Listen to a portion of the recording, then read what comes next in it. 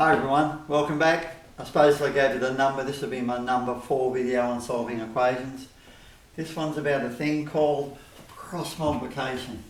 I'm going to show you a little bit why it works.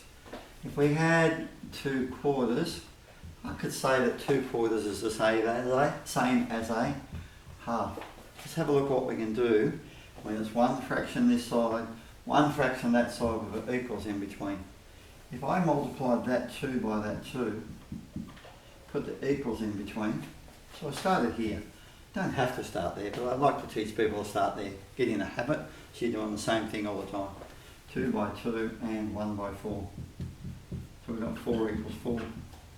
So when a fraction equals a fraction, we can go that times that equals that times that. The reality is you can go the bottom times the other top equals the bottom times the other top, and you can do that in any order you want to do it in. So if I had another one like, let's say it's 4 on 6, and I know that's 2/3, so if I half the top by half of the bottom, let's have a look at it. Now I'm going to put this cross in here to remind myself I'm allowed to go 4 to the 3, 4 times 3, and I'm allowed to go 2 to the 6. Now, it wouldn't matter if I went 3 times 4 or 4 times 3, it's the same thing. So that's 12 equals 12, and we know it's true.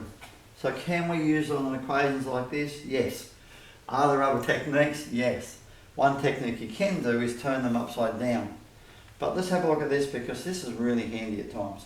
I'm going to put my little cross multiply in there. I'm going to write the ones with the x's first. I could write that first, maybe I will. Let's go like I said, I have it. 2 times 3 is 6, x times 1 is 1x.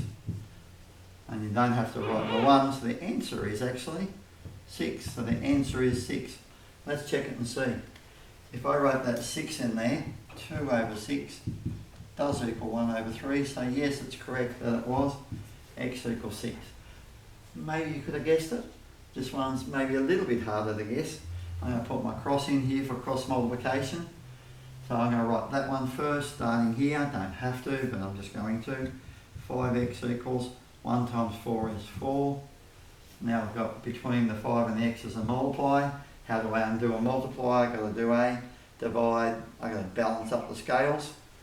So if I divide this side by 5, I've got to balance up the scales, divide that side by 5. If you're not sure on that, please go back to the other videos and have another look at it. How many times does 5 go into 5? It's just the ones. You don't have to write the 1, so that's x equals 4/5. Now, imagine trying to guess that one from the original question. 5 over 4 equals 1 over what? And the answer is 4/5. I could probably ask a lot of classes and no one will have no idea. It's quite surprising what people come up with though. Now we look a little bit more complicated. I'm going to put my things like this in. Do I need to start at the 1? Now I'm going to say to you, it isn't nice if you look for where the x is. The x is what we're trying to find. So if I did 2 times 2 is 4 and an x, and I wrote the other one, 1 times 3 is 3. Well, it's between the 4 and the x, now it's repeating. And now if I divide this side by 4, I divide that side by 4. Then you got the usual question, how many times 4 go into 4? Once, don't have to write the 1, so the answer is 3/4. And again, imagine trying to guess that from the equation. Last one, what looks different about this? Looks like 2 isn't a fraction. Just remember, 2 is always a fraction. 2 is just a fraction of 2 over 1. So 3 would be 3 over 1, 4 would be 4 over 1. Cross multiply, I just look at those there. Oh, by the way, if you look at all these, probably the best time to cross multiply is when x is on the bottom, when x is on the bottom, when x is on the bottom, and lastly here when x is on the bottom. When it's on the top, you don't have to. There's quicker methods, I'll show you that in another video. I'll come back with a revision set. I'm looking for the x, I could have written that first. I'm going to write that one first. 2 times x is 2x.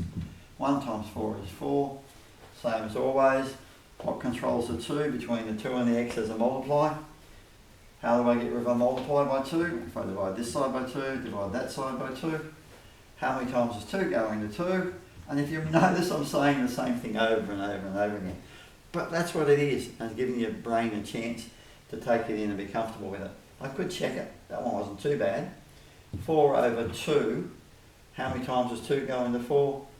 Twice. So I could have done that one in my head. but really when I watch a lot of students, a lot of people don't see it. Thank you.